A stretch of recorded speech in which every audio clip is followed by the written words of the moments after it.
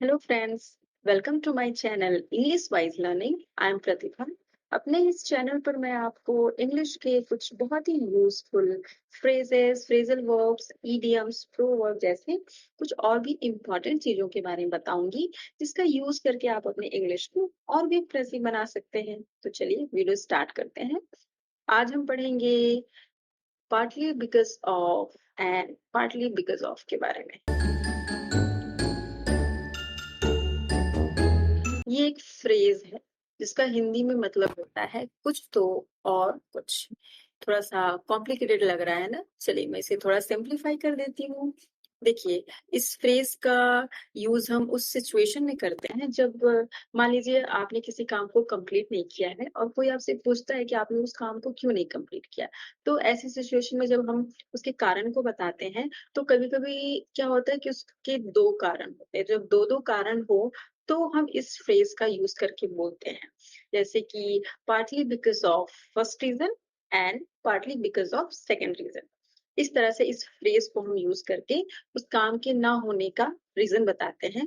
हालांकि इसमें जो दोनों रीजंस है वो कंप्लीटली जिम्मेदार नहीं होते, वो थोड़े थोड़े यानी पार्टली जिम्मेदार होते हैं उस काम के ना होने की।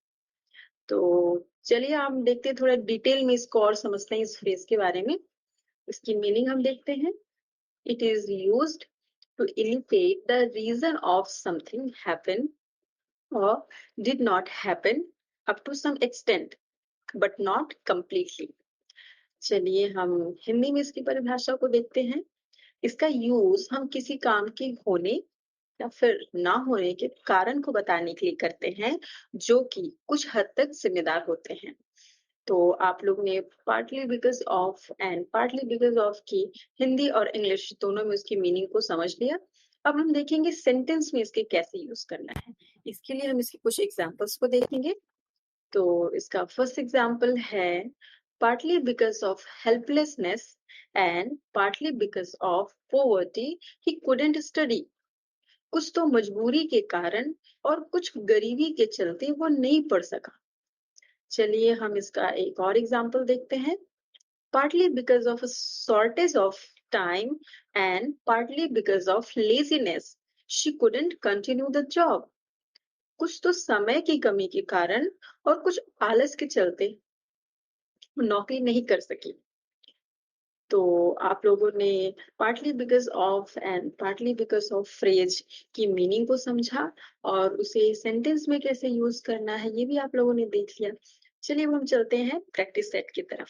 जी हाँ, जैसा कि मैं हमेशा कहती हूँ कि सिर्फ सुनने से आपको फ्रेजेस और इडियम्स बस दिमाग में स्टोर हो जाएंगे, लेकिन जब बात आएगी इंग्लिश राइटिंग की या फिर इंग्लिश स्पीकिंग की, तो आपको टाइम पे वो फ्रेजेस और इडियम्स याद नहीं आएंगे। इसलिए प्रैक्टिस करना बहुत जरूरी होता है। तो रेडी हो जाइए प्रैक्टिस सेट के लिए। आज हम कुछ फ्रेजेस की प्रैक्टिस करेंगे। इसके लिए कुछ सेंटेंसेस है जिसमें फिल इन द ब्लैंक में आपको बताना है वहां पे कौन सा फ्रेज यूज होगा। I don't know English, fill in the blank, the French. इसमें कौन सा फ्रेज यूज होगा? जस्ट एज या फिर एज इफ या फिर लेट अलोन। सेकेंड सेंटेंस है I called him for fill in the blank. इसमें कौन सा फ्रेज यूज होगा?